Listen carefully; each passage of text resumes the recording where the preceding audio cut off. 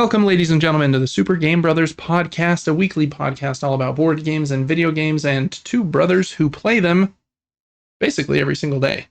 Pretty much. I think I play a video game at least every day, and a board game is a little trickier sometimes to plan and get someone to play with you, but almost Absolutely. Every day. I'm impressed that you, as a dad of 3, almost 4, and other hobbies like golf and a full-time job, have any time.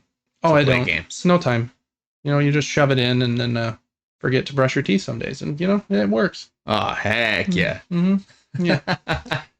No, yeah, I don't know. It is crazy. It's busy, but hey, that's what you got to do for the hobbies you enjoy. You got to dedicate a little time to them, I think. My name's David. I didn't say that at the top, but my name's David. Hi. This is our 56th week in a row doing this show, so a little more than a year, and it's fun. And Devin, you're here every week. You're Devin. I am Devin, yes. And speaking of toothbrushing, oh boy, how was Easter? Easter was good. We went and saw family. Came up and saw you and our parents for a little bit on the way back from a different family event. Kind of a tricky part having, wife's family and your own family balancing holidays, and we had an important thing to be up at. Different family, so yeah, but it was good. Popped in somewhere else, and Easter was good. Kids loved it, had fun, no complaints. Yeah, I woke up and surprisingly the bunny had hidden candy, and I was like, oh, this takes me back to my childhood. Yeah. But the reason I bring up toothbrushing is the Easter bunny also left me he must have heard me talking, and he left me a natural toothpaste. Wow. That is a powder. Very interesting. It has Charcoal? hydroxyapatite in it and xylitol. Oh, okay. I don't know. It's got other stuff in it, but it's this gray powder. Mm-hmm. And the way that you apply it to your toothbrush is you wet your toothbrush. I have an electronic toothbrush, so I wet it, and then I buzz all the water off, and you dab it in the powder. Okay. And then you just go ham. And I just ate a whole meal, so you can't tell right now, but I swear to you, in 3 days, these teeth be looking better. Really? Oh, yeah. Uh-huh. And is it supposed to, whiten as well? Yeah, and it's supposed to, almost re-enamel your teeth or something, wow. Regen some stuff. So I might grow extra teeth. You're gonna come next week with a second row. Like a shark. Just chewing on a log. Yeah. No, but that was interesting. Wow. So I've been trying natural toothpaste. I'm liking it. Also, there was also a natural deodorant that is not antiperspirant. Native? Something like that. Yeah, we don't use antiperspirant here either. I don't think that you need it. All the antiperspirant does for me is build these little bundles and clumps of hair that's impossible to wash out. Yeah, because it's all aluminum based. So you're putting metal in your armpit. Yeah, so I'm trying that too. I'm feeling natural right now. Wow. You know? Yeah, I'm feeling good. I think it's working for sure. I think it's working for sure. Teeth are white, armpits are white. Yep, feeling good. Cool. Well, you had a productive Easter then with all this. Easter Bunny went a little granola on you. He did, yeah. He's hooking me up with the strats. Awesome. Well, Devin, I don't know that I have a bunch of new that happened this week. It's just been a really busy week with Easter, busy at work. You've been really busy with stream stuff, and I don't know, anything new on your end? No, I've continued our marathon a little bit of Marvel movies. We've got through Endgame. Right. We are currently on Eternals. It's one that's pretty not well known that I don't think reviewed that well also. I don't think it did. But it's interesting. Currently watching that. No, nothing else is new. Just same old. It's crazy how fast these weeks go by. Mm-hmm. You're just to a new one. Yeah. And you realize how boring you are when you start the podcast and there's nothing new to talk about. I drank a soda today and I don't do that. So that's cool. Yeah. You're hardcore. I am hardcore. Well, yeah, I don't have a lot either. So jumping into Super Movie Brothers, I guess just a little administrative note here. We're going to end this episode by just talking maybe for 15 or 20 minutes kind of about our thoughts on the first 2 episodes of HBO's The Last of Us Season 2. It's probably a good point to do it since There was pretty substantial stuff that happened, especially in the second episode. So we're going to do that. We're going to leave it kind of in the podcast episode this week as kind of like a little teaser, a little hint of what they'll hopefully be like. And I'll also cut it out as a separate video. But then I think the other video segments for like episodes 3 and 4 and 5 and 6 and 7 for this season we'll have on our Patreon. So just a little plug to that at patreon.com/supergamebrothers. You can get some perks here. You get the podcast episodes early. You'll get extra episodes like the conversations about The Last of Us.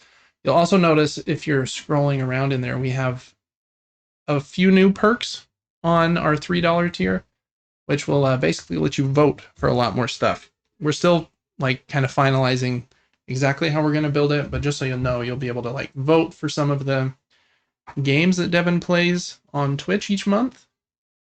I think he'll do at least one of those polls at least a month, maybe 2. Who knows? And yeah, even up to 4.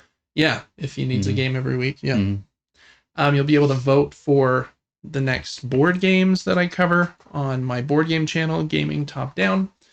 And then the perks that were already there, where you can write into the podcast with questions and comments. So we're just kind of adding more features to that $3 tier. So now if you subscribe at that tier or higher, you have more perks.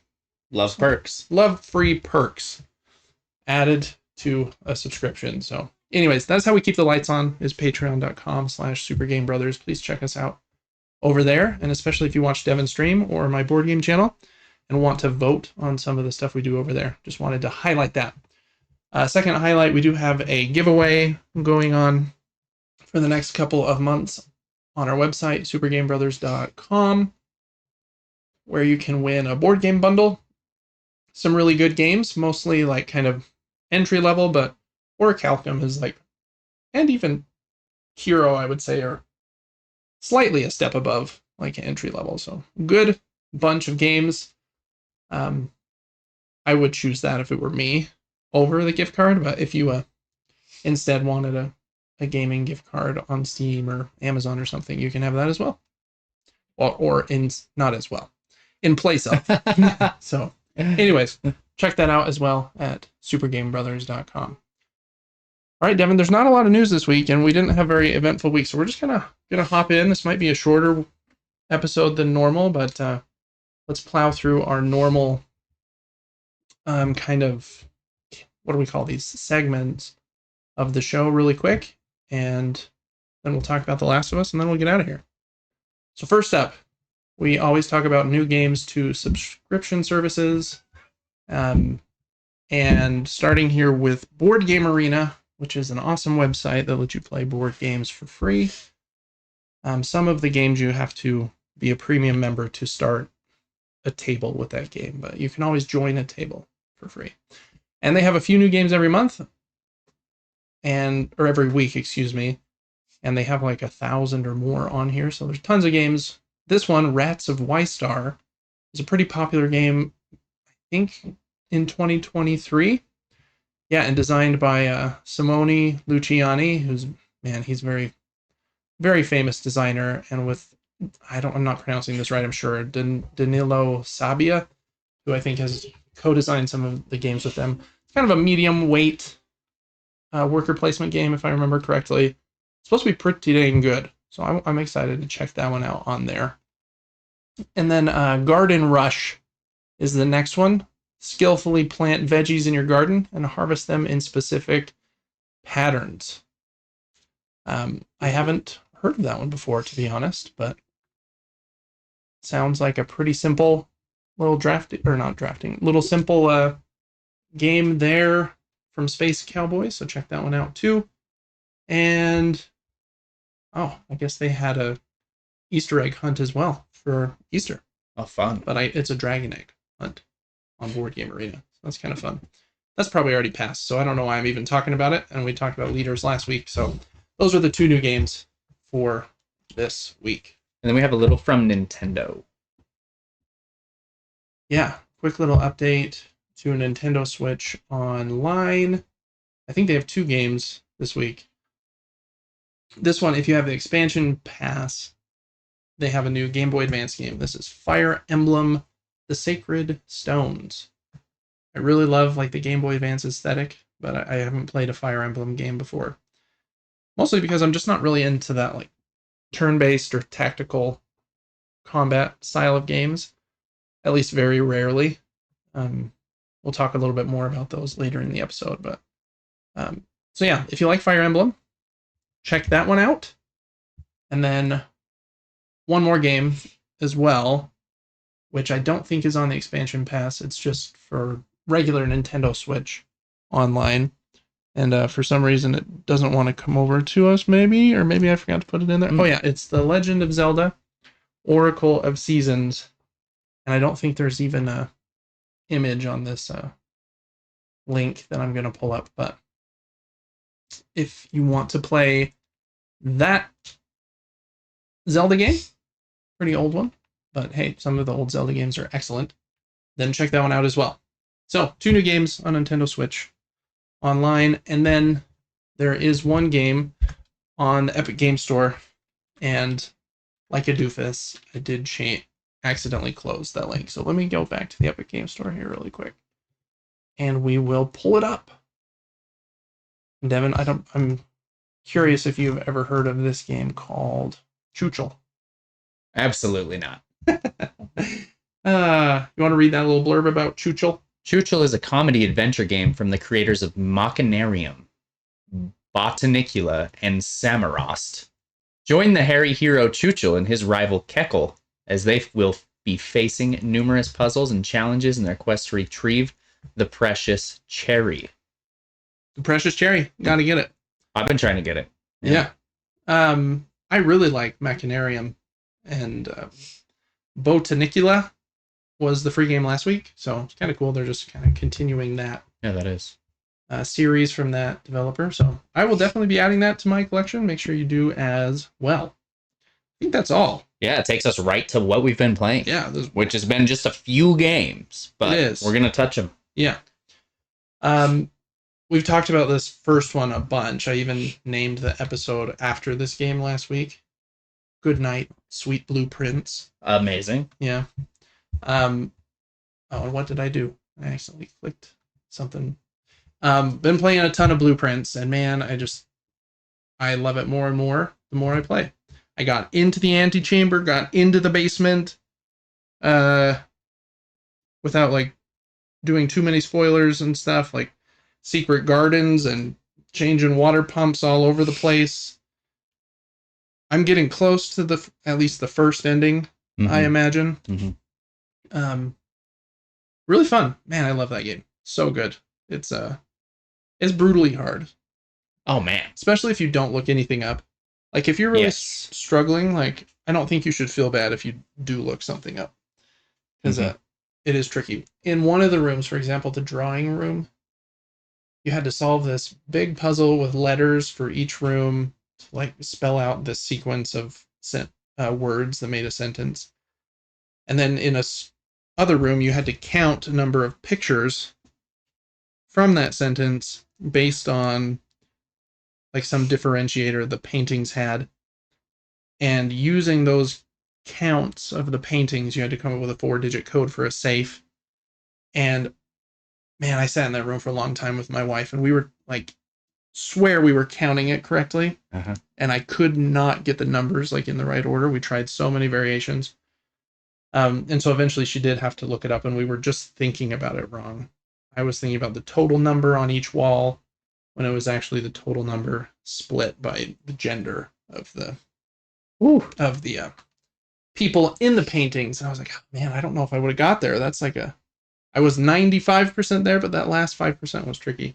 So there's a bit of that where like puzzles cascade on each other. Right. I was shocked by this. I beat the game in the most simple sense. Which is crazy because I feel like I got so few trophies by doing so. Yeah, I still don't have a trophy in the game. Yes. And there's probably like 15 or something. Yeah. But we beat it one way, and then I felt like we just missed so much in the game. We should go back through it and figure out each individual section. I have never been puzzle heavy as far as gamers go. And so I had no idea that everything in the entire game mattered. You know, you see so many of these rooms so many times. Yeah, you kind of start to ignore parts of it. Oh, 100%. You're like, I know what's important. And then 20, 30 hours in, you go, wait a second. All of those things mattered? Yeah, which is a cool twist that throws on you pretty often. It is. Somehow they've created a game that surprisingly you could put at least 50 hours into, I imagine. Probably easily. Especially if you want to, like, get most of the trophies, get, like, not just get the ending, like, get it with, like, a pure run where, like, you open all the doors and you've seen most of the things.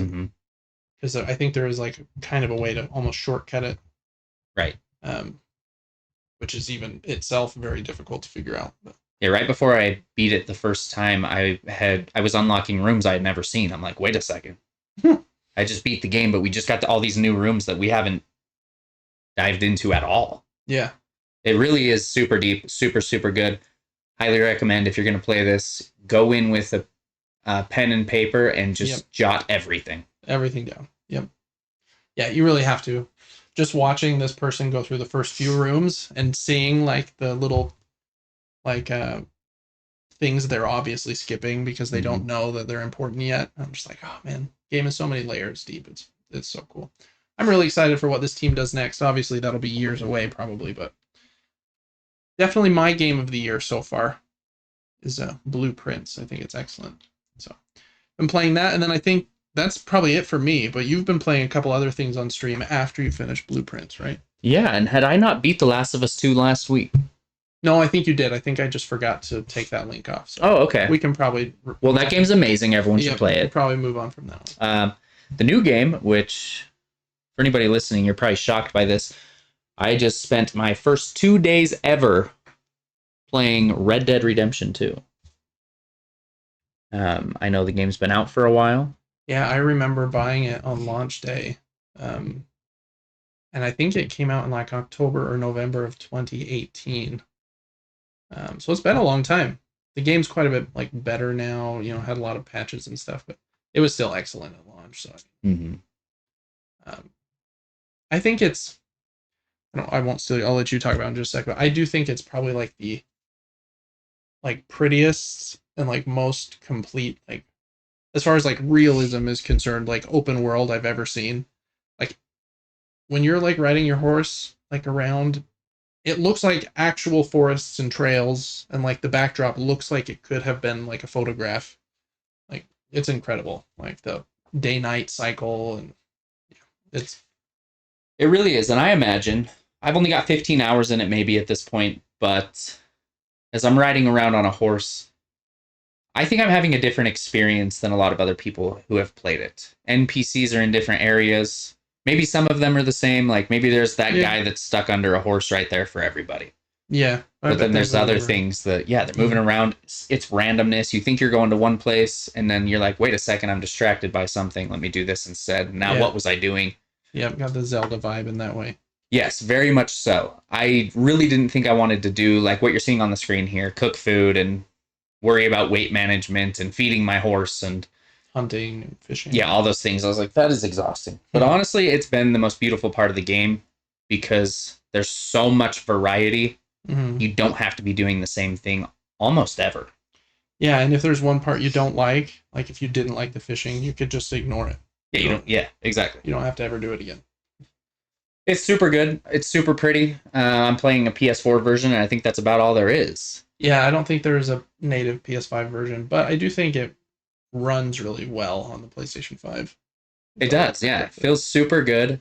But once again, we were talking about this earlier. I think that the weakness to this game and Tears of the Kingdom is its combat. I don't think it's the main focus of the game.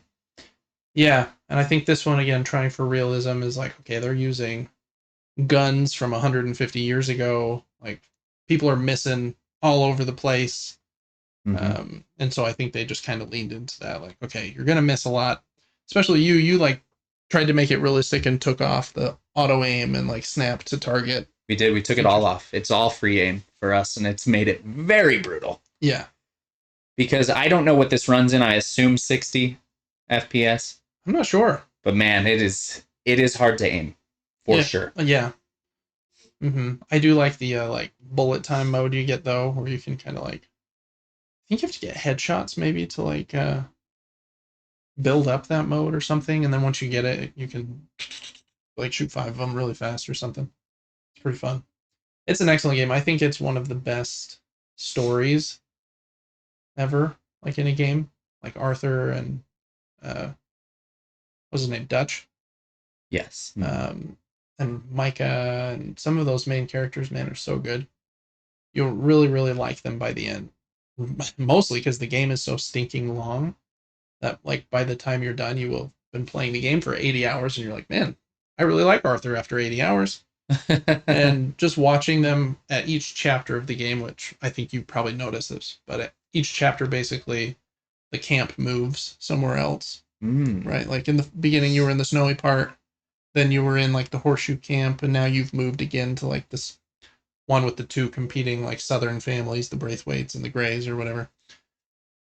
And along that journey, at like each stop, the group like slowly starts to have differences of opinions, and like, are you always just going to blindly follow Dutch? Like, it's good.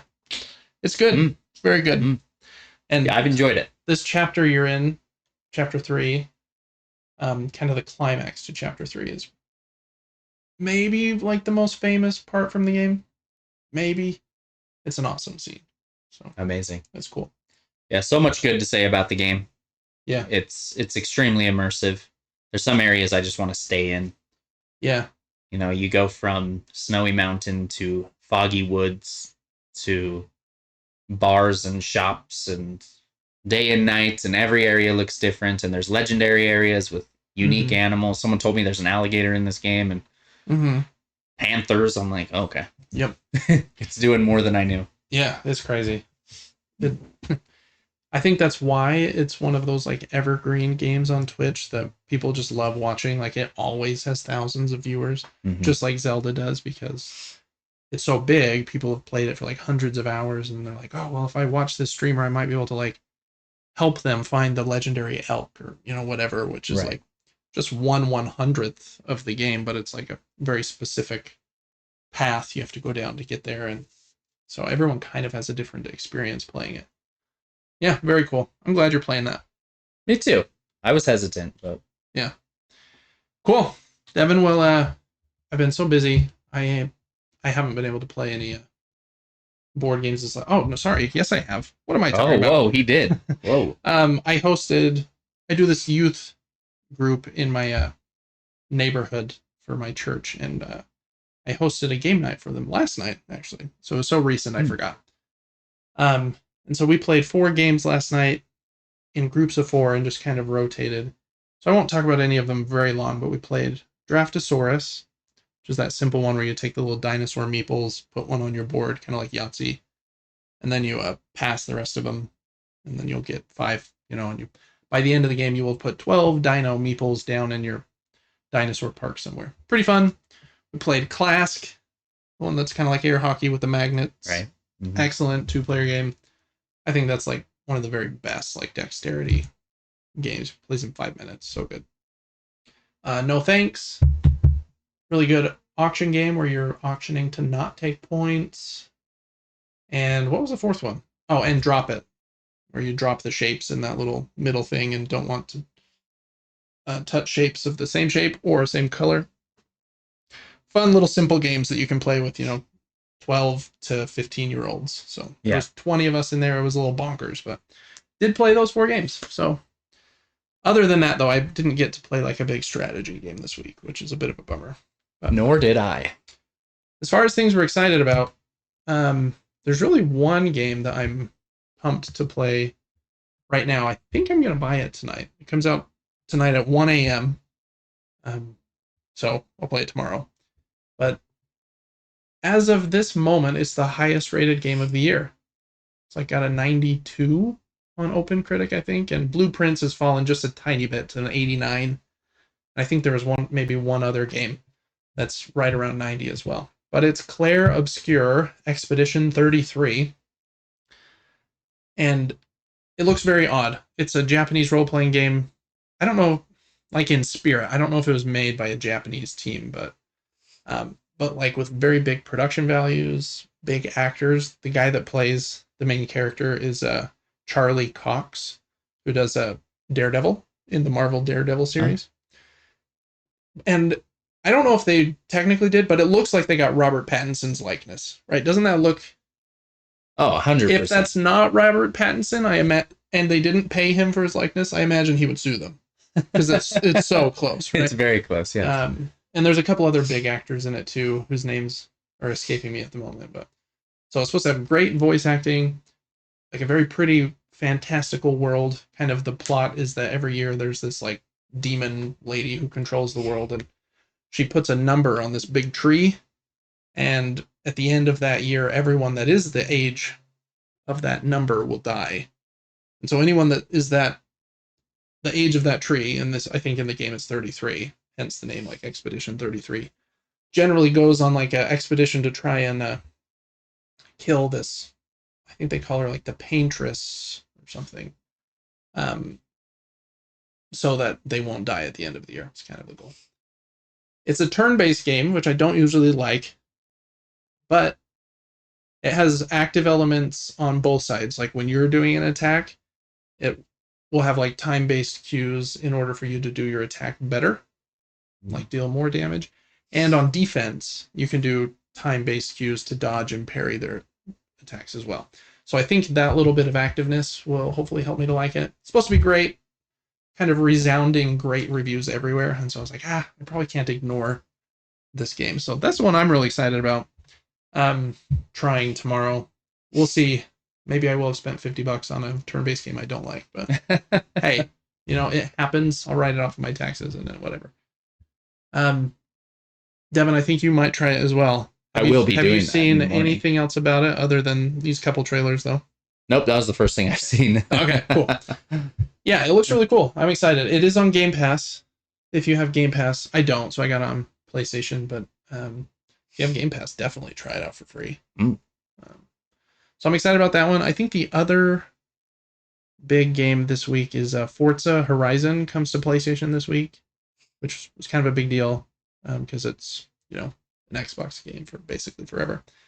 And then I've been looking through PlayStation's new sale. They have a new sale almost every week, don't they? I say it all the time. It seems like it, yeah. And Alan Wake 2 is on a pretty good half off. And I'm like, $30? That might be time. It may be. So we'll see. I have $75 in my PlayStation Network wallet, and if you can't tell, it's burning a hole in it. Oh, yeah. It's a weight on your shoulders. Yeah. Need to spend it now. But I think those are the two things I'm most excited for this week, other than finishing Blueprints, hopefully. So, I don't know, Devin, anything other than those that I just stole all the time talking about? No, I mean, Oblivion Remake, if I ever get the chance, potentially would play that. I don't think I played the original, I'll be honest, but it's getting a lot of hype as well. Everyone is making the most ridiculous looking characters I've ever seen. They're bad. Oh, they're so bad. And so good. Yeah. Yeah, very funny. Yep. We'll talk about that one in just a second. In fact, I think I forgot to put a link for it in the document, so we'll just hop right into the News Mini-Nuke, and we'll start right with that one so that I don't forget. But yeah, there were leaks for the last few weeks about the Oblivion remake. I think we talked about them for a couple of weeks in a row. And then Monday morning, I think it was Monday, they released like a little teaser and said, hey, we're going to have a where is it? Maybe I didn't like the tweet. I could have sworn I did. We're going to have like a surprise video tomorrow. And it was obviously Oblivion remake. And they dropped it that day, which was kind of cool. Whereas it might have been announced to come out in July or something, but I think the immediacy of the drop has helped it be more successful for sure. I think that's such a cool, fun strategy. Yeah, it kind of stinks that it had leaked because it would have been really cool if like it hadn't leaked and then they did that. How do you keep everything from leaking? Everything leaks. I know, everything does leak. I'm not sure. But anyways, if you liked The Elder Scrolls 4 Oblivion on Xbox 360 back in the day, then this is a remaster of that game. I think it plays very much the same, but they've like cleaned up the resolution. runs better. Hopefully it's a little bit smoother to play, because since this one's even older than Skyrim, which I know you played pretty recently, and you can tell it's came out 14 years ago. Since I never got hugely into the Elder Scrolls, I don't know that I'll go back to this one right now, but maybe one day. Yeah. I hope they do the same thing to like Morrowind, the third one, because that's the one I've played the most of. And even that one I've probably only played 7 hours or something. Anyway, so that was the first big news of the week. Everyone was really pumped about that one. Then just this morning, which was kind of a surprise, I think, to everyone, PlayStation just posted this on the PlayStation blog. Ghost of Yotei comes to PlayStation 5 on October 2nd. And they released a new trailer and some new details about the game. Basically, in a nutshell, you can watch the trailer on your own time, but the main character's name I think is Atsu, and 16 years prior to when the game starts, this group of bad people called what are they called? The Onryo's List, or also known as the Yotai Six. They killed Atsu's parents, took everything from her, so she's kind of hunting down those 6 people: the snake, the Oni, the Kitsune, the spider, the dragon, and Lord Sato. They do say it's not so simple as just a story of revenge, that it kind of branches off from that point, but that is kind of the launching point. And the trailer is absolutely beautiful. The game looks awesome. So I'm excited about that one. I'm most surprised that they just randomly just threw this October 2nd date out, because basically everyone is kind of afraid of Grand Theft Auto 6 right now. And so no one is announcing release dates, because that's correct. It should be that. Because they're afraid of, like, okay, if we announce our game for November and it happens to be the same week as Grand Theft Auto, like, that would be terrible. But Sony would definitely be one of the companies that would know what, like, Rockstar's and Take-Two are thinking for when to release that. So I don't know. It makes me think that they're pretty confident that October 2nd has quite a bit of space from GTA 6. So anyways, that's one note I took from that. So that was the second thing I wanted to bring up. For the third one, Devin, don't worry about the link. I'm just going to pull it up on the website. This is very much just a David thing, but I have a little play date. It's this awesome little yellow device you're seeing on the screen right now, and it plays, think of like the most indie game you've ever played, and then think of something way more indie than that. And that's the kind of game that you can play on the Playdate. They're black and white, but they play really well. It just has a D-pad, 2 buttons, and then this crank on the side, and some games use the crank for gameplay. Cool thing they did with the system when it first came out was, if you bought one, I think on Kickstarter, I don't know if they still come with this promotion, but you got a season of games, and 2 of them would deliver to your device every week, like over Wi-Fi. So once a week, you would turn it on, and it would say, hey, you got 2 new games. Boop, boop. And then the next week, 2 more would deliver, and then 2 more. They've decided they're doing a second season, which makes me very happy. It's a little bit shorter of a season. Let me see if I can pull it up. It's 12 games instead of 24 this time. So it's 2 games a week for 6 weeks. But man, some of the games that they have, come on, pretty sure I can do this here, can't I? Yeah, some of the developers they've announced for these games is crazy. Like Subset Games did Into the Breach and FTL, I think. That's like a big get, in my opinion. Those are excellent, excellent games. That one looks very, very cool. This Dig Dig Dino one looks really cool. A remake of Shadowgate, which I think came out in like the 80s. Or like the first 4 that they highlighted. And then they do give like the names of the other 8 here. But I kind of like that little fun little surprise. Like, you don't know what the next game is going to be next week. The 2 games, excuse me. You might know the names if you do look through the list, but what's it going to play like? What's it going to be? I think it's really cool. And I think it's $40, but for 12 games, that's really not bad because games on the Playdate are not. Some of them are like free, but some of them are like 15, $20. So kind of runs the whole gamut. Playdate's very cool little device. I'm thinking of maybe filming some videos around this season of games when they launch and putting them on the YouTube channel just like once a week. Like, here are the 2 new games this week. Play each for 10 minutes just to give like an idea of what they're like. I think the Playdate doesn't get quite enough love, even though I think it sold like 50,000 units, so I'm sure they're doing great. Very cool little thing. All right, Devin, that's all the longer news this week. So now, are we in rapid fire? We sure are. We're in rapid fire. We've got 4 items of news for you. Cool. And here's the first from none other than Destiny 2. Yeah. Ooh.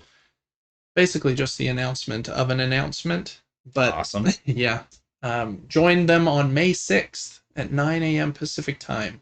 And they're going to reveal whatever the Edge of Fate is and the upcoming year of Destiny 2. So I thought they were done with DLCs. They're going to continue to... They kind of gave a roadmap a few months ago that was like, we're going to do these little micro expansions. I don't know if micro is even the right word for the next few years for Destiny 2 as well. While the majority of the team has moved on to Bungie, to Marathon, excuse me. Marathon. Where they have a little bit of the team still providing updates there. Destiny has such a cool sci-fi aesthetic. Oh my goodness. I loved that game for so long. You played that a ton. I wonder if there's a way you could look at the hours you played Destiny 2, because I don't think it's even like half maybe of your Rocket League hours, but you think it's over 1,000? It might be, yeah. It was high, for sure. Yeah, I think it was really high. So, anyways, if you're still playing Destiny 2, check that out on May 6th. All right, next up is just a little one. There's a new update to the PlayStation 5 software today, and they re-added all of those, they call them nostalgic UI options. So like the PlayStation 1, PlayStation 2, PlayStation 3 kind of themes that they added a while ago. Right, yeah. Since everyone liked them so much, they said, well, we're not going to get rid of them permanently like we had planned. Since everyone's liked them so much, we'll bring them back later in a software update. So that happened today. So there you go. That's amazing. Very, very small one there. And then I thought this was pretty cool. A couple years ago, a game called Sifu came out. That was like that karate game. Brutally hard. Very hard, but with like very cool like controls. Mm-hmm. Like once people are really good at it, they can like totally control that character and like they're very good. Their next game is this game called Rematch, which kind of looks like a on foot version of Rocket League, in my opinion. It's 3v3 soccer, if I remember correctly. And you have like fancy moves you can do as you're trying to like score goals on a soccer pitch. And it's doing really well. It had its beta and 118,000 concurrent players on day one of its beta. That's pretty great. Yeah. So I hope that game does well for them. It looks really, really cool. Look up some videos for that one if you haven't seen it, because like in motion, it looks really awesome. So that's Rematch. All right. Monster Hunter Wilds is having their seasonal update for the spring. It's called the Festival of Accord Blossom Dance. You know, just that name that makes perfect sense. Absolutely. It starts on, what is this? April 22nd, so that was yesterday. And goes through May 6th. So you got like a week-ish from the time you hear this to get the special stuff. Looks like there's a free spring-themed content that will be available. A grand hub will be all springtimey. So they're releasing all kinds of new stuff for that game since it sold a bajillion copies. All right, Devin. I wanted to just really quickly do an update on tariffs. Everyone's favorite topic right now. My goodness, I love talking about tariffs. Yeah, it's my favorite thing too. No, not a political podcast. I'm not well versed in that kind of stuff. But it is crazy just watching the difference in like, you know, where we try to cover board games and video games. Video games are quite a bit less impacted by tariffs because most of video games nowadays are digital, right? Board games very much not that way. You know, they're analog usually, and almost always made in China because it, like, I've read a lot of articles about how it's almost impossible to make a game for even a similar, even a price. Like if you were able to make a game for $5 in China, being able to make it somewhere around America for $20 would be like the best deal you could get. So it's just like astronomically more expensive. And it's been kind of rough. A lot of stores have been shutting down, and game publishers are struggling trying to figure out what to do. And this is kind of sad news. I just wanted to highlight Boardlandia Online is shutting down. And I bought a lot of games from them. They're probably my second most used store after Game Nerds. Wow. So kind of crazy. Just wanted to shout that out, even though it's yeah, kind of sad. So pour one out for Boardlandia. They're a good place. And then this one is kind of video game related, but just on the same note. Anbernic is a company that makes those kind of emulation devices. Like I had that little black one, if you remember, that was all metal. Had the Hall effect sticks, and I could play like PlayStation 1 through up through that, and I had like 10,000 games on it. They make really awesome devices that play retro games, and they have also shut down or suspended all orders shipping from China to the United States while they wait to see what happens. So crazy. It's affecting everybody in both industries and basically every industry right now. Tariffs be crazy. So I don't know. Kind of nuts. Devin, we're going to I keep saying your name really loudly. That's okay. It reminds me of who I am. Yeah. This is where we would usually have crowdfunding corner, but just continuing the tariff discussion. I feel like a lot of projects are kind of like not waiting. Are kind of waiting. There are a few right now, a few like good expansions that look cool. One for War of the Whispers, one for Ashes, Ascendancy, Tricerion or Tricerion. I don't know how to pronounce that. And then a couple games that looked okay, but nothing that shouted like, hey, we have to cover this week. So we're actually going to forgo that section as well, but make sure to check those ones out if you like War of the Whispers or something like that. I really want to know what the time is right now, because what are we at? 46 minutes. Hey. Crushing it. Absolutely. Since we got a second here, Devin, I'm going to have you open the window, if that's all right. It's hot? It's so hot in here. Are you hot? Yes. Yeah. And then I think we're going to end the episode talking about The Last of Us. So I didn't really know what to have on the screen during this section. Do you have any votes for that? Maybe it's just our faces. And it's just a conversation about it that way. Yeah, that's probably good. Cool. Well, as you can see there, Devin has a plaid couch he sits on. I do. This is a couch. It looks kind of like a couch that would have been our grandmother's house maybe a long time ago. Really would have gone well next to that yellow one she had in the basement. Mustard yellow? Yeah, mustard yellow. Oh, your shirt's doing crazy things on the camera. It is with the pattern, yeah. I don't know what's going on. Weird. Yeah. Anyways, we're rambling at this point. In a sci-fi shirt, but... Okay, how do I want to start this so that it's a clean, nice break? I think we'll just go with... what do I don't know? Devin! Saying your name loud again one more time. We're going to talk about The Last of Us for at least a few minutes here to end our episode of the Super Game Brothers weekly podcast. I guess just really quickly, do you like that game? That's a bad question. How much do you like the game? Is it like top 10 for you? Is it like... I think it's got to be top 10 for me. Yeah. And I like unique... I wouldn't say I like unique games, but my top 5 list is very odd. You got Bloodborne up there, maybe Destiny 2. Resident Evil franchise, absolutely. Horror games. Mm-hmm. What else have I played? Lies of P. Very Souls-like games. Yeah. This kind of gameplay heavy. Yeah, this is different. There's a lot of story, and the story's great. Once again, they made the game intentionally hard and spooky and awesome. There's a lot of money that's gone into this game, obviously. Yeah, you can tell like just the amount of time they spend on the crazy technology that they have in the like the upgrade system with the benches and like um all of the gore. All of the It's gore. like tried to be like fairly accurate as well, so it's pretty nuts. I agree. The Last of Us is one of my favorite games ever. My list is also weird. Like I'd have Spelunky in there and probably Rocket League as well. Because I am mostly like a gameplay focused gamer as well. I like independent games like, Enter the Gungeon that just play really well. There's no Right. story in Enter the Gungeon really.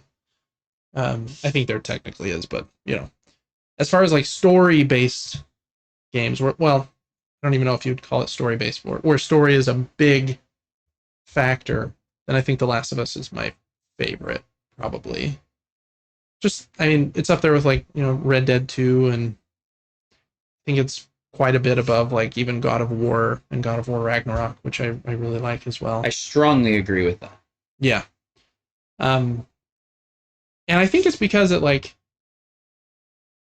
kind of has like the HBO quality in that like, hey, we're not going to pull any punches. Like we're going to make this brutal, and we're going to make you ask yourself tough questions by putting our characters in very precarious scenarios. It's going to be rough to watch at times, and it'll like make you have some introspection and thinking of like, man, I have no idea what I would do in that situation, and it kind of takes you to like the extremes of humanity. Kind of like, okay, if I really cared about somebody, what would I do for them in these crazy circumstances? Or if I really hated somebody, what would I do in these circumstances? And it's been really fun to watch the show again with my wife. We watched the first season a couple weeks ago, again in preparation for season 2, and she absolutely loves it, which is very gratifying and cool to me because I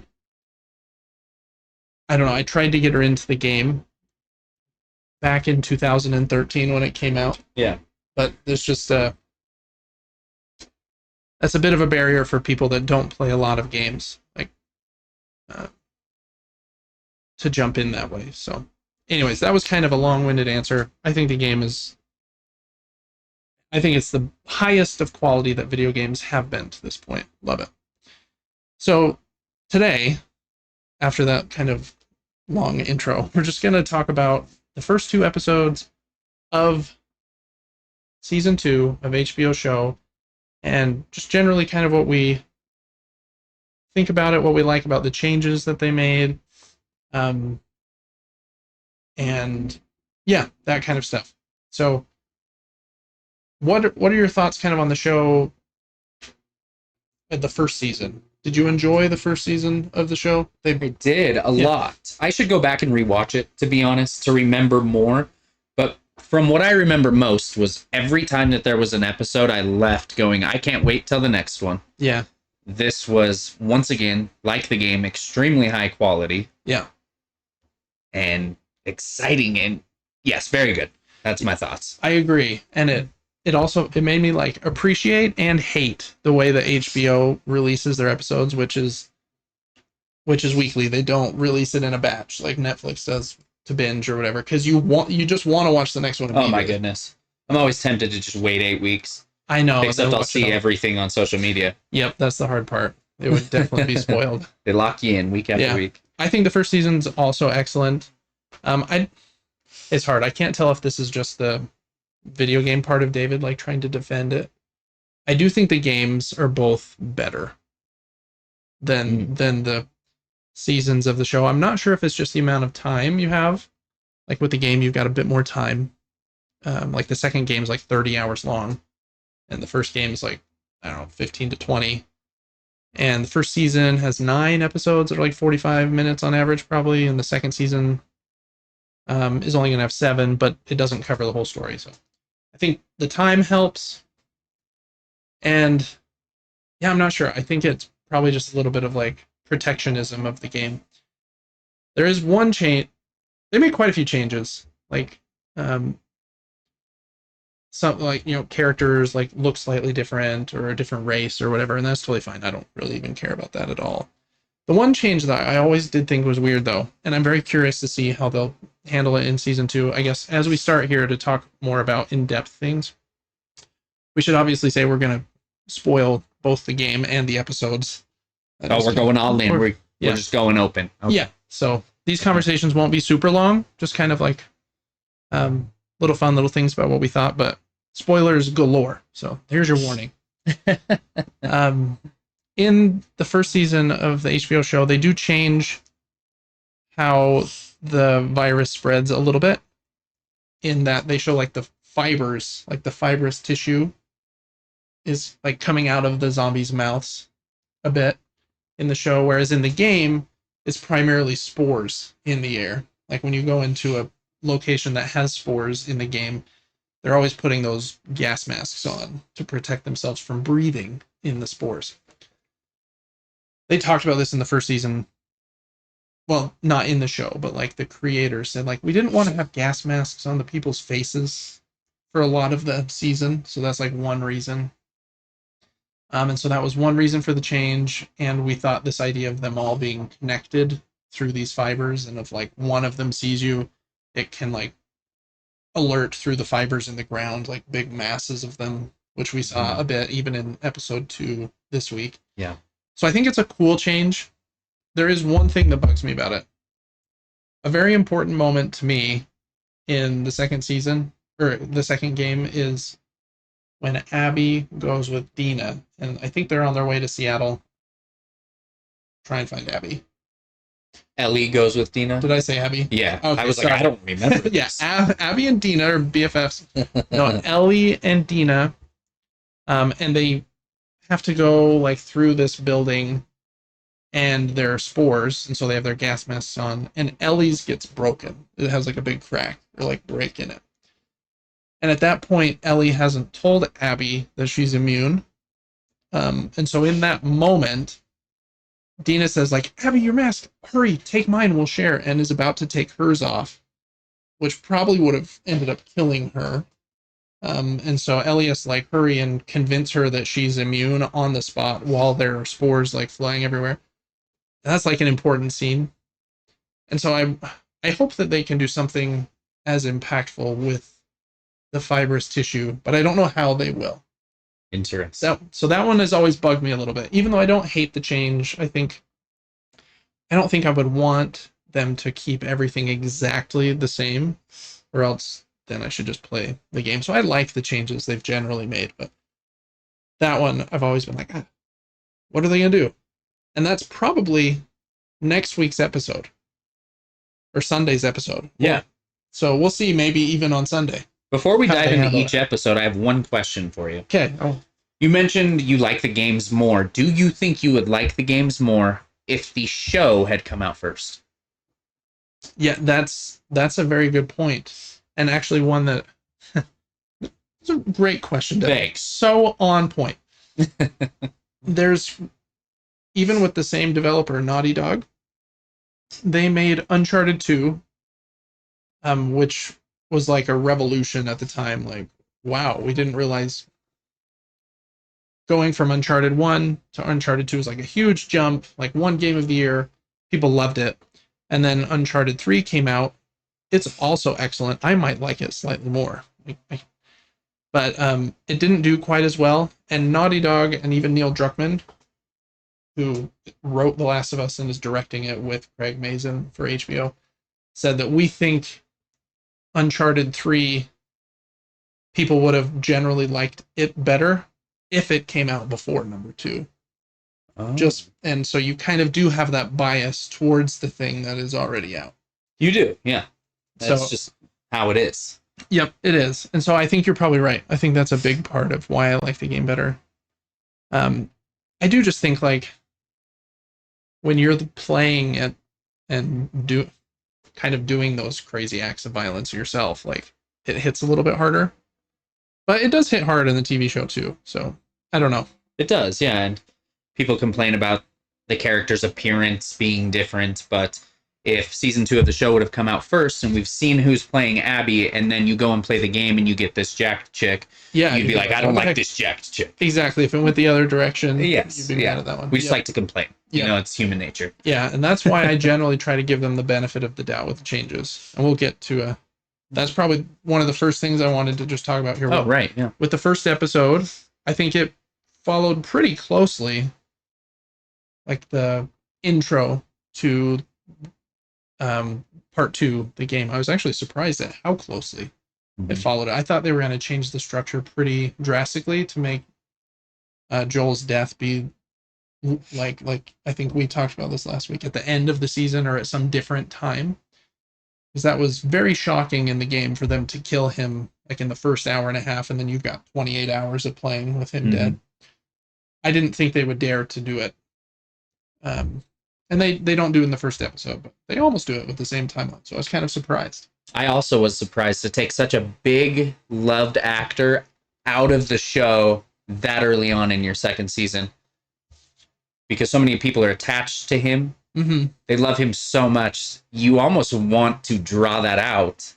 Yeah. So that he's acting in more and more and more episodes because of the connection you have to. Yep. They'll have him in quite a few more flashbacks, but you're right.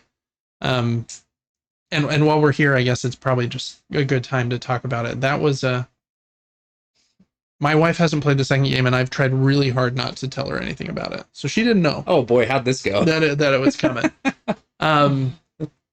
And we're a little picky with like content we watch sometimes. We've actually not watched Game of Thrones, which I know is pretty well known for this. Like they'll kill anyone, like even characters that you really love. Like I think Ned Stark is the guy played by Sean Bean, if I remember correctly. Sean Bean's character, the main character of the first season, they kill him at the end of the first season. So they kill everybody all the time. So anybody that's watched like HBO shows, I think, kind of knows that. But having not watched that, and Lacey knowing him and Ellie are the two main characters, even at the point when he is laying on the ground looking like mashed potatoes of a human, she wouldn't believe it. She didn't think she thought Ellie was about there to save him. Yeah. Even, and so in that moment when Abby stabs him, she was like, wait, what? They're not going to kill Joel. And so I think it probably was really shocking for a lot of people. I didn't like watching that. It weirded me out. It's brutal. I can't decide which way is more brutal. In the game, obviously, she does it differently with the golf club.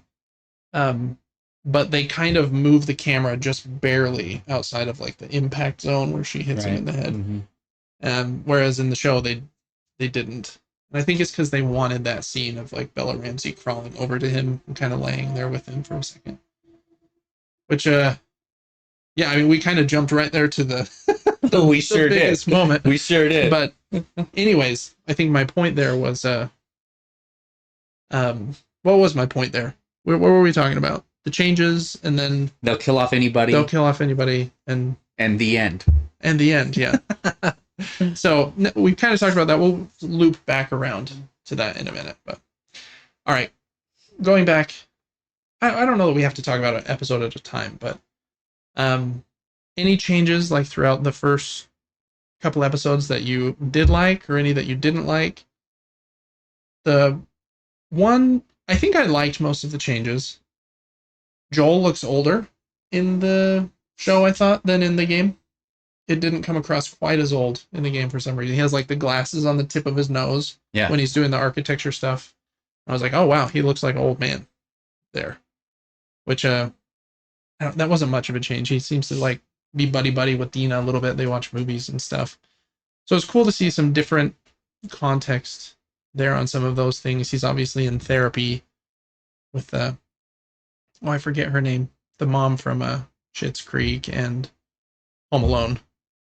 And Beetlejuice, who I love. Mrs. McAllister. Yeah, Catherine O'Hara. Is that her name? I think. Yeah, Mrs. I have McAllister. no idea. I think that's her name. I love her, so I'm totally happy with her being in the show. Yeah, he looks old. Ellie will always look the same. It seems like that. A lot of people have given her crap for that.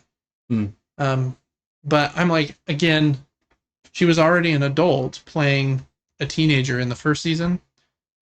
she didn't grow up anymore in the last couple years between when they filmed, so I try not to hold that against her. I would have liked, yeah. Yeah, it didn't bother me either. Just an Yeah. observation. Yeah, and that's one a lot of people can't be happy with anything.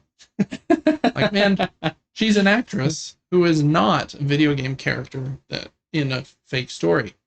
So obviously she didn't grow up like the video game character in the fake story did. Yeah.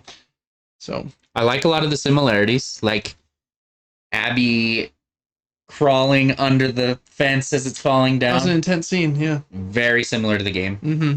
Almost identical, to be honest. Yeah. She comes around the corner, finally like gets caught, and Joel Joel's there to saves her. Yeah. exactly.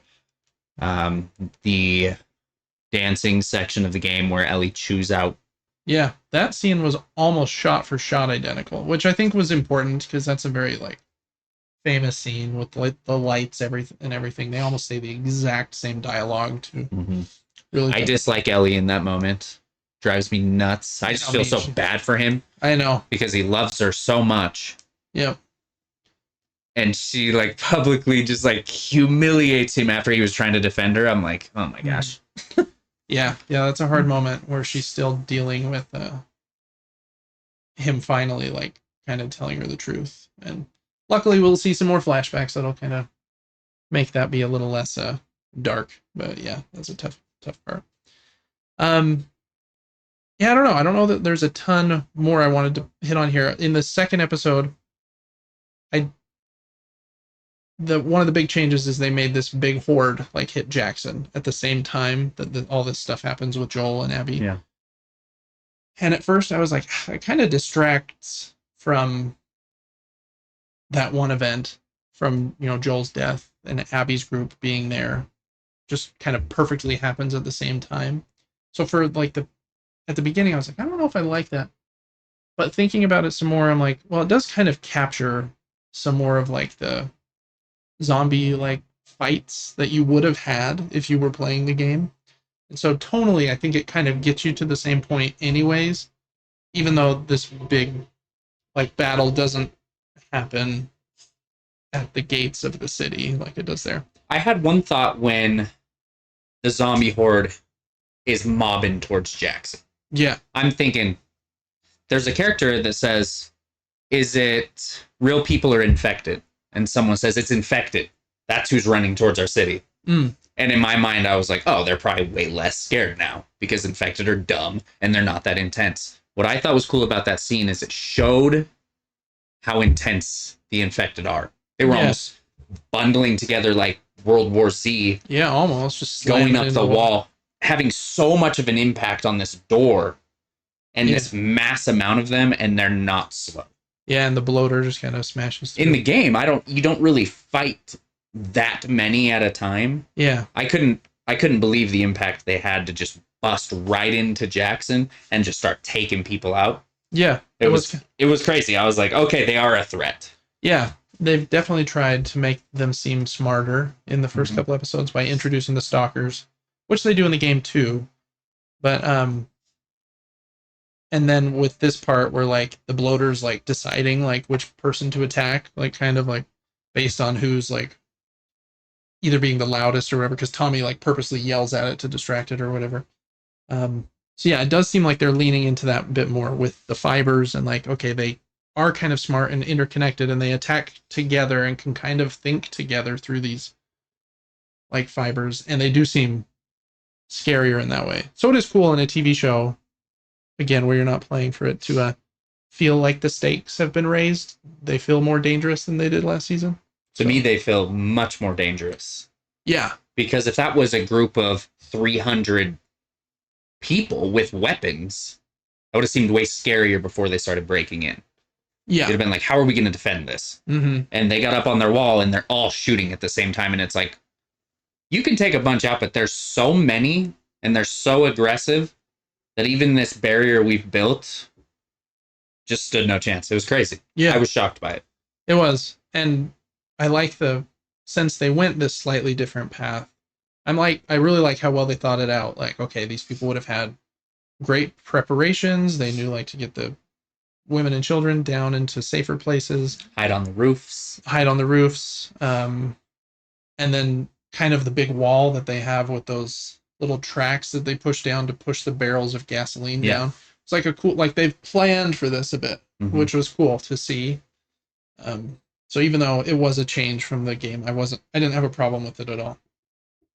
What'd you think about Tommy's one-on-one fight with the bloater and the flamethrower? Oh man, I mean, it was fine. Yeah. It referred back to the game. It's like, okay, he's out of every ammo type. Let me switch to the worst gun in the game, the flamethrower. Yeah. And with my last piece of fuel, hope that he takes burning tick damage before he gets to me. Right, because that's like literally what happened. He's like walking over to him and dies before he gets him. So I liked it well enough. Yeah, I did too. It was fine. They wanted their big action sequence, and for this episode to kind of be like lots of craziness and death, and then obviously Joel's thing, which is another thing. So yeah, I liked it as well. I thought for a second they might kill Tommy or Maria. She seemed really in trouble for a second as well there too, but they both survived, which is kind of crazy. That was another big change they did. In the game, Joel is out with Tommy when he finds Abby. And Ellie is with Dina. In the show, Ellie's with, what's his name? There's so many characters, I forgot his name. The one that was dating Dina before Ellie started dating. Yeah, I know who you're talking about, but I don't know the name. His name is escaping me. But yeah, then Dina's with Joel when they find Ellie. And this is another thing I'm excited to see how they cover it next episode, because after Abby kills Joel, Tommy was the one that was there. And even though they like knock him out, like he's the one that wakes up to Joel being dead with Ellie there too. And they drag him back behind the horse. Or wait, that's the show. That's the show. Yeah, it kind of blends together. But then after a few days, Ellie and Tommy have buried Joel, and they decide they're going to leave the next morning, and Tommy leaves without her first and goes to Seattle alone. And tries to get revenge kind of first by himself. And that's like a very important part of season 2, is like Tommy being, like Ellie and Dina are trying to find Tommy out there so that they can kind of work together, because he's already been there. So it'll be interesting to see what they do here. Tommy, is he still going to leave first? Dina was there. That kind of helps with Dina and Ellie's relationship probably a bit, because they both like went through this really hard thing right there together, whereas she wasn't there in the game. So I was intrigued by that choice. Maybe it seemed like they wanted Tommy back at the camp to like be in charge of like the fight at the gate and with the flamethrower killing the bloater. And maybe that's the only reason why maybe when they get to camp, Tommy will have the same reaction and leave anyways. But I did think that was interesting that they changed that. How do you like Abby so far? Big fan. Yeah. Really am. I've seen the actress in many other things. Okay, I haven't seen her in anything, but I know she was in a few other TV shows. Yeah. Yellow Jackets, maybe? Ooh. Maybe I'm mixing it up. I don't know if she's in Yellow Jackets. Anyways. She's in some other stuff. She's good. I think she's good at acting. Doesn't bother me that she's not massive. No, me neither at all. Yeah, I really like her. And on that same note, I really like the actress for Dina as well. Yeah, she's great. I like the actress that played Dina in the game too, but I do feel like Dina in the show is like the more energetic and like the one that draws like the audience's attention more than even Ellie does, kind of. She's like the more engaging one, kind of, in like the happy way. Ellie's engaging in like the dark and revengeful way. So yeah, I don't know. I agree. I really like Abby. I don't think that her not being massively ripped has any negative bearing on the show. In fact, I think it's almost like cooler that like the rest of the group there is still afraid of her and like respects her, even though she's not huge. It is crazy because in all of their heads, they're like, this is a dumb plan. Let's just go back to safety. Right. Like, it's over and done. Stop And- chasing revenge. And even until Owen tells her, hurry and finish it, like nobody has stood up to her, like at any point really there. So yeah, I think that she gets the same vibe across just by like emotionally being like the leader, not even though she's not like physically scary. What'd you think about this? Okay. You really are attractive. Good for you.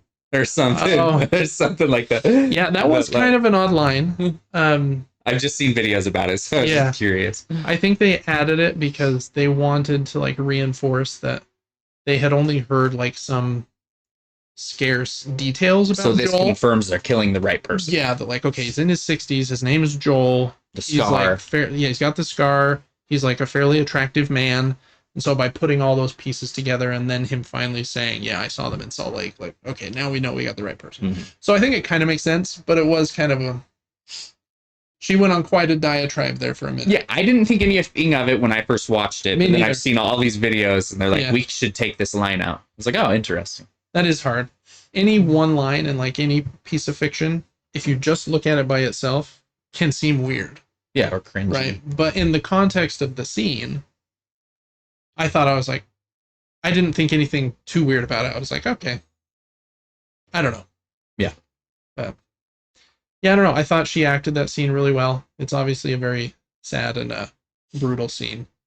It'll be interesting to see how she acts the rest of Abby's like emotional scenes, because she has many more with all of her friends, deaths, and then with Lev and Yara, and then with the Rattlers and almost like starving and dying there, which obviously won't be handled in this season. But so hopefully she seems like she has the acting chops to handle all of those things so far. But so yeah, I don't know. First 2 episodes in, I feel like they're crushing it again. Agreed. Yeah. Yeah. And you just see too many shows that don't have this budget and this much depth where you can really notice, whoa, this is something special, whether it's perfect or not. And whether it's, very dark and violent. And some people won't like that. They'll want a story that's a little more happy, has a cleaner ending. Yeah, I don't think our mom would like this that much. Oh, no, definitely not. But it, again, it's kind of gratifying to me to even my wife, who does love a clean, happy ending and a love story, like she is thoroughly engrossed, and like this is the show that she wants to watch right now. And like she has wanted to talk about the episode and like, did they really kill Joe? Like all week, like so it's just gripping, like it really is. So I don't know that I have much else to talk about. I think the first 2 episodes are excellent, 2 great episodes of TV. Any other highlights you wanted to hit, Devin, as we close here? No, we touched most of it. I do have one question though about your wife and her thoughts on the show. Okay. Did you give her enough information to confirm to her that he is gone, or does she still have hope? Oh, no, I confirmed. Okay. Yeah. I was thinking she might be going into episode 3 going, he's coming back. Yeah. There's a chance. I wonder how many people do think that. That's a good point. Yeah. But they've seen so many shows where the impossible happens. Right, or they bring somehow Palpatine returned. Oh yeah, I missed that guy. So yeah, I'm glad they're not going to pull those shenanigans. But yep, I did tell her that, and again, she almost couldn't believe it. But I think it's just because people aren't used to shows that are so willing to be brutal and kill their main characters. So. Anyways, I think that's going to do it here for our discussion of the first 2 episodes of HBO's The Last of Us Season 2.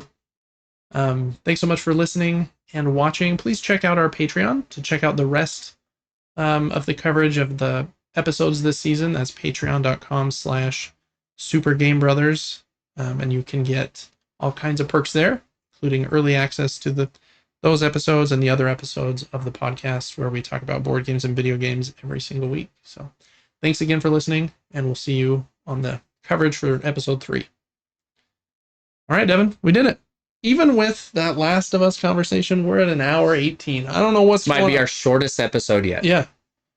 It really wasn't. Which is probably still longer than most podcast episodes for It's many true. podcasts. Yeah, a lot of them, even some that I listen to, are like very short.